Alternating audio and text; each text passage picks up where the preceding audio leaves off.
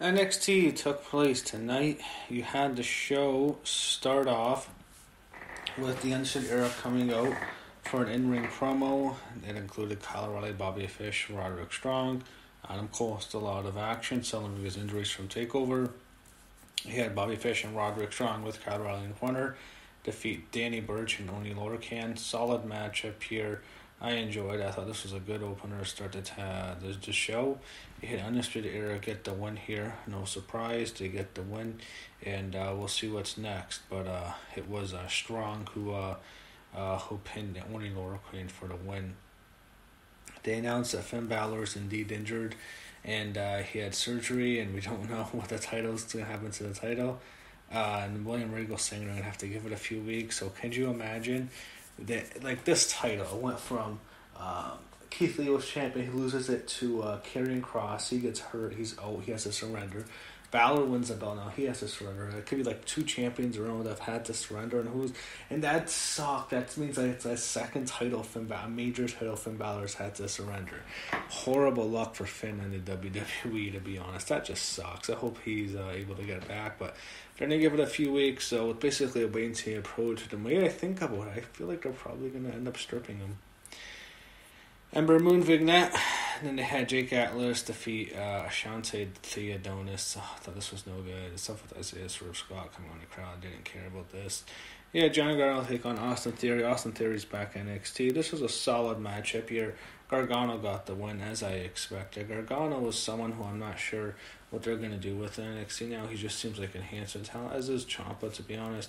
We'll see if they still get major pushes, but Gargano got the win here, as I expected him to. We had Rhea Ripley and Raquel Gonzalez almost get into a brawl backstage. Rhea beat Mercedes. I guess she's moved on to Raquel. I think she should just be on the main roster. He had Candice LeRae take Shotzi Blackheart on. This is a solid matchup. Candice is very good. Shotzi is someone who they try to push, but the problem with Shotzi Blackheart, she just looks way too much like Ruby Riott. I've said that about her. It's like a clone of Ruby. It's like they're like too alike, in my opinion. But Candice LeRae gets the win here. She uses the brass knucks. I guess that's going to be her signature now. Candice gets it. She lost to Io again, so I don't know what's next for her. I kind of wish she'd go up too, but it's like she'd probably have better success than Johnny Gargano on the main roster, to be quite honest, because she's likable. She can be a likable babyface, even though she's a heel right now, and Gargano is just too small. You had Drake Maverick cut a promo on Killian Dane. Next, we finally get to see Toni Storm. Yes. We saw her behind, which is great. I love seeing Toni Storm. Toni Storm's one of my favorites. I wish we would have seen more of her. She, of course, was on the UK for a while. Her and Rhea Ripley both came through there. But even though they're both Australian, which is funny. We'll see. I think Toni and Io, she's going to be the one who's going to beat Io Shirai, obviously, I think. I can't wait for that. I hope they save that. I don't know if we're going to get a WrestleMania real.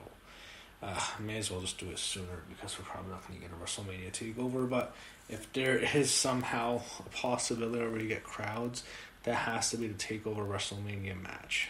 Io Shirai, Toni Storm. But Toni beats Aaliyah. Aaliyah's just a jobber, to be honest. Toni kicks her ass. She wins, hits a running lair at Storm Zero. She covers her for the win. Toni Storm's a superstar. Love Toni Storm. Huge fan. Regal announced Ripley and Gonzalez is going to be on the Halloween Havoc episode, which I think is next week. So that's Halloween Havoc. Xia Li approached him asking for a grudge match. Imperium defeats Killian Dane and Drake Maverick. I mean, I like Drake Maverick, but it's kind of fun for a lot of this whole stuff with Killian Dane. Kind of could see why they released him. I'm not saying they should release him, but it's just not working much for him, to be quite honest. Even though I'm sure I felt bad for him when he cried, but it's not offering much.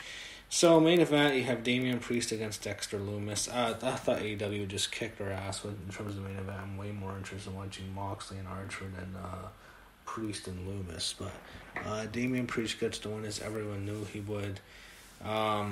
And he had Johnny Gargano jump Damian Priest as he's leaving. He hits him with a chair. He kicked the chair into his face. Candice joins in on it.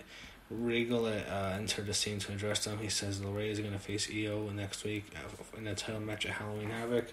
He said Gargano will face him in that title match as well. So basically like a whole like redo of TakeOver. And then he then threw to Shotzi Blackheart, who is the host of Halloween Havoc.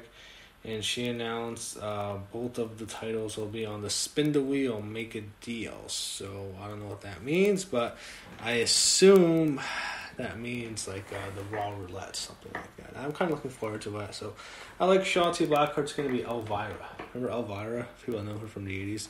That's what Shotzi Blackheart's going to be. I'm looking forward to watching NXT Halloween Havoc next week.